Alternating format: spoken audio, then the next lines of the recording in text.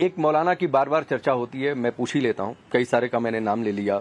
मौलाना तौकीर रजा, वो कह रहे हैं मुसलमानों सड़क पर आ जाओ, वक्फ को लेकर उनसे सवाल पूछा गया, कह रहे हैं आरएसएस आतंकी संगठन है, वही सब करवा रहा। क्या कहेंगे? तो आपको उनसे पूछना चाहिए ना, वो मौजूद हैं और उनके खिलाफ इतने सारे केसेस हैं, फला है, उनसे पूछिए कि भाई ऐसी बात उन्होंने क्यों कही है और क्या कही है, किस तरह कही है, किस कॉन्टेक्स्ट में कही है, कब कही है, ये सब चीजें सामने आनी चाहिए।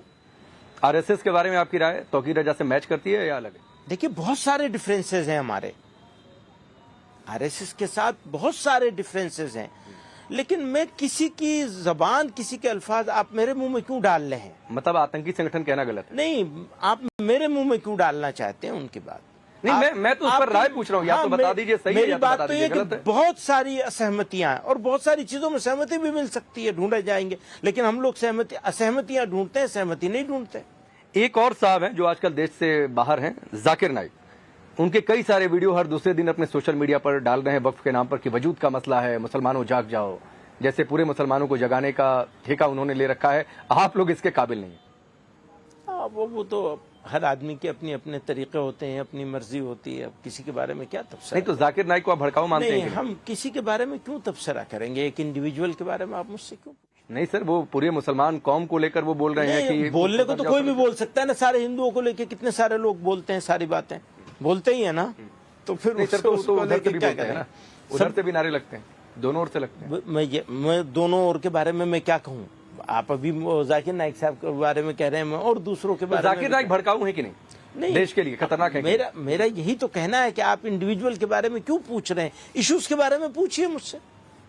अच्छा, आपने एक कानून बनाने की मांग रखी है, इस्लामोफोबिया, आप कह रहे हैं कि इस पर एक कानून बन जाना चाहिए, तो आप ये टर्म ही क्यों लेकर आ रहे हैं? आपको लगता है कि इस देश में इस्लामोफोबिया जैसी चीज है? मैं ये कह रहा हूं कि हेट क्राइम, हेट स्पीचेस, इसके खिलाफ कानून आना चाहिए। इसमें क्या बुराई है? मैं हेट के बारे में बात कर रहा हूं। नहीं, हेट के बारे में आप बात करें, ठीक है, बस, लेकिन आप कहें कि इस्लामोफोबिया पर कानून आना चाहिए। भाई मैं तो हेट क्राइम के बारे में बात कर रहा हूं, जो भी इस्लामोफोबिया पर नहीं आना चाहिए। भाई इस्लामोफोबिया भी, इसमें आज की तारीख में सबसे ज्यादा इंसिडेंट, सबसे ज्यादा इश्यूज इस्लामोफोबिक है। आपको लगता है कि देश में, हिंदुस्तान में इस्लामोफोबिया है? इस्लामोफोबिक कुछ एक बहुत बड़ा षड्यंत्र करके अलग अलग तरीकों से इस देश की जनता को इस्लामोफोबिक बनाने की कोशिश की जा रही है और लगातार इंसिडेंट्स हो रहे हैं। नहीं सर, इस्लामोफोबिया है और इस्लामोफोबिक बनाने की कोशिश की जा रही है, दोनों अलग अलग बातें हैं। इस्लामोफोबिया अलग कैसे होगा? जब तक आप इस्लामोफोबिया क्रिएट नहीं करेंगे तब तक लोग इस्लामोफोबिक होंगे नहीं। तो सरतन से जुदा के जो नारे लगे उनको क्या कहेंगे आप? उसकी सबसे ज्यादा मजम्मत तो हम नहीं करिए, वो आपको पता भी नहीं चलती है। अगर आपको सवाल करने की, सर जी सुन लीजिए, आपको सवाल करने की जरूरत ही नहीं रहती। अगर आपने वो देखा होता, उनसे ये लग रहा है कि आप ये कहना चाहते हैं कि इस देश में मुसलमान खतरे में है। नहीं, आप फिर दूसरी तरफ ले जा रहे हैं, यही तो आपका कमाल है। आपका कमाल है। मेरा क्या है? आपका शुक्रिया अदा बीजेपी कहती है कि हिंदू खतरे में है, दूसरी पार्टियां कहती हैं कि बीजेपी की वजह से मुसलमान खतरे में है। खतरे में कोई आपकी इन बातों से आपने कह दिया कि पूरी सिविल सोसाइटी उस समय खड़ी नहीं हुई। देखिए, खतरे हमने खुद कहा कि अगर कोई भी बयान अगर खिलाफत में है और गलत है किसी के लिए, चाहे वो आपने जो बात कही प्रॉफिट साहब के लिए हो या किसी भी धर्म के जो ईश्वर हैं उनके लिए हो, तो वो गलत है। जिस तरह से उसको कहा जाना चाहिए उस तरह उसको नहीं कहा जा रहा है। सोसाइटी कुछ नहीं बोल रही है, खामोश बैठी है। तो बात क्या हो गई है? कुछ मीडिया हाउस, कुछ पॉलिटिकल पार्टीज और कुछ चंद एक लोग इसको खड़े होकर अपनी मेजोरिटी साबित करने पे तुले हुए हैं कि मुल्क ऐसा है। मुल्क ऐसा बिल्कुल नहीं है। सर मेरा सवाल रह गया, एक मिनट, मुल्क ऐसा बिल्कुल नहीं। मुल्क ऐसा है कि इसने सर पे बिठाया है लोगों को, इस देश ने, इस देश के लोगों ने। और मैं हमेशा ये बात कहा करता हूं, जब भी कहीं बाहर से आता हूं, मुझे वहां के फूलों में वो खुशबू नहीं मिलती जो इस मिट्टी में मिलती है। और ये क्यों कहता हूं? ऐसा नहीं है कि मैंने इत्तेफाक से कह दी है ये बात। आज भी मैं इस बात को कहना चाहता हूं। मेरा यकीन है इंडियन मुस्लिम्स के लिए इंडिया से अच्छी जगह नहीं है कोई। आज तो सर मैं फिर भी कहता हूं। क्यों, मेरा सवाल रह गया कि लेकिन- क्या इस देश में मुसलमान खतरे में है, आप मानते हैं सर? मैं तो इस सवाल का जवाब ही देने में इतनी सारी तो सर बातें हाँ या कह ना रहा में हूं। बता दीजिए ना। हाँ ना में क्या बात है, मेरा ये कहता हूँ बकवास है ये सब, ना हिंदू खतरे में ना मुसलमान खतरे में, लेकिन जो सिचुएशन है बहुत गंभीर है, खतरे में डालने की कोशिश हो रही है। बहुत गंभीर सिचुएशन है। उस सिचुएशन को ठीक तरीके से एड्रेस करना होगा, और खास तौर से पांडे जी आप जैसे लोगों तो को। सर ये सिचुएशन आपको तब नहीं समझ में आती है जब सूरत के एक पंडाल में एक समुदाय जाकर वहां पर पत्थरबाजी कर देता है गणेश पूजा के दौरान, ठीक है, और उसमें मदरसे की इन्वॉल्वमेंट खुलकर सामने आती है, आती है जो अभी तक इन्वेस्टिगेशन की वो बात ठीक है। लखनऊ में घर में घुसकर गणेश मूर्ति तोड़ दी जाती है। मांड्या में आप जाकर देख लीजिए जो तस्वीरें वहां पर सामने आई। उससे हिंदू खतरे में आ गया है। नहीं, मैं ये बिल्कुल नहीं कह रहा अच्छा, हूं। आप ये चाहते मैंने ये बिल्कुल नहीं कहा सर। तो उनको किसने प्रोवोक किया सर? आप ये समझ रहे हैं, आप ये समझ रहे हैं कि हम लोग उसका विरोध नहीं कर रहे हैं। नहीं, मैं आपकी राय, क्योंकि आपको इस देश के आपके कौम की एक राय बहुत कर बड़ी रहे- आबादी राय आपको लेने के- फॉलो करती है सर राय लेने के लिए सवाल दूसरी तरह से होगा, फिर वो इस तरह सवाल नहीं होगा जिस तरह आप सवाल कर रहे हैं। ये सवाल तो आपका, अगर मैं इस पे जरा भी राय दूं तो इसका मतलब ये होगा कि मैंने ये मान लिया कि सारा काम मुसलमान ही कर रहा है। तो ये वो मेरी राय लेनी है, वो दूसरी तरह आप सवाल करेंगे, और मेरे ऊपर मेरे सर पे रख देना है तो सवाल इसी तरह होगा जैसा आप कर रहे हैं सर। तो इस तरह नहीं बल्कि उस तरह बात होगी कि जैसे देखिए, देश हम सबका है, हम सबको मिलके इसको करना है। अब मैं बहुत दो टूक बात कहना चाहता हूं, और हमेशा का ही ये बात, इसमें लगी लिपटी रखने वाली कोई बात नहीं। अगर कोई मुसलमान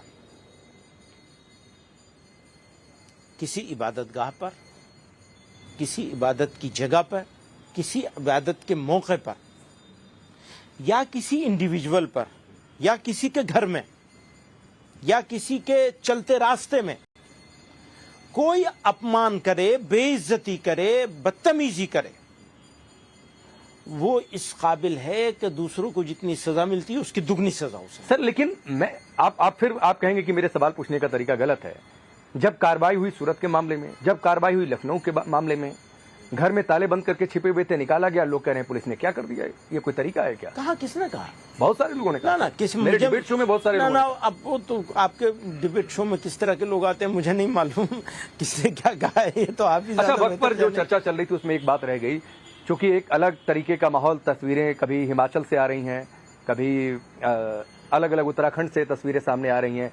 मस्जिद अवैध बनी थी, वक्त कह रहा है कि नहीं सही है, इस पर आप क्या कहना चाहेंगे आप? देखिए, ये तो अब हर जगह बहुत सारी इबादत गाहों को लेकर बहुत सारे मसले चल रहे हैं, तो ये मैटर ज्यादातर सबजुडिस है। तो जो सबजुडिस मैटर हो उसके बारे में मुझे नहीं लगता कि मुझे कुछ ज्यादा बात करनी चाहिए। लेकिन आपने सबजुडिस की बात कही, एक और मामला सबजुडिस है, लेकिन मैं चाहूंगा कि आप उस पर राय दें, क्योंकि उस पर स्टेटमेंट आया है, और स्टेटमेंट है मुख्यमंत्री योगी आदित्यनाथ का, और वो बयान आज का ताजा बयान है ज्ञानवापी पर, कि ज्ञानवापी को मस्जिद कहना गलत है, ज्ञानवापी तो साक्षात विश्वनाथ है।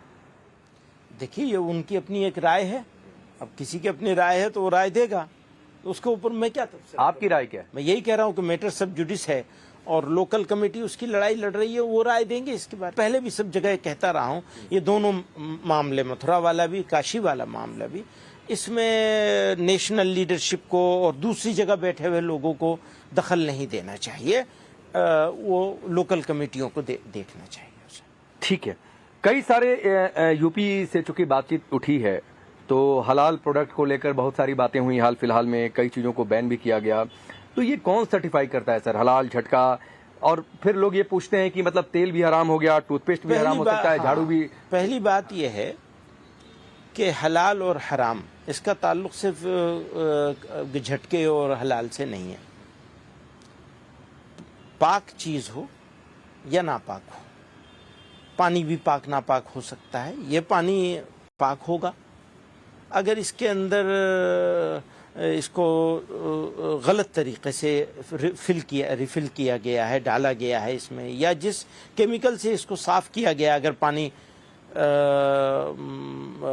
साफ करके डाला जा रहा है तो वो केमिकल कैसा है, उसके अंदर कहीं जेलेटिन का यूज़ तो नहीं हुआ है, तो इसको ज़रूरत है सर्टिफिकेशन की। अच्छा, एक और बात समझिए, एक है लोकल मामला, एक है इंटरनेशनल मामला। इंटरनेशनल मामले में जो इंपोर्टिंग कंट्रीज हैं उनकी डिमांड होती है, उस डिमांड पर ये सर्टिफिकेशन का प्रोसेस गवर्नमेंट ऑफ इंडिया के इंटरवेंशन से स्टार्ट किया गया है। हम आज भी कहते हैं साहब बिजनेस बना रखा है इन्होंने, वो कहते भैया कल के बंद करते हैं, आज बंद करवाओ, तो हम तो तैयार हैं, बोलो। तो हमें इसमें हम नंबर एक, कोई गलत काम नहीं कोई कर रहा है, अगर कोई कर रहा है तो उसको सजा मिलेगी। अब तो STF वाले सब उसको देख रहे हैं, मैं भी उसमें 2 मरतबा जा चुका हूं वहां पे, और मैं उनको भी कह के आया हूं, आपसे भी कह रहा हूं, आपके माध्यम से सब लोगों तक के पहुंचाना चाहता हूं कि कल का बंद करते आज बंद कर देंगे। लेकिन एक बात याद रखिए, हम अगर ये पानी पाक नहीं है तो हम इसका यूज भी नहीं कर सकते, इवन हाथ मुंह धोने के लिए भी यूज नहीं कर सकते, हमारा हाथ भी नापाक हो जाएगा।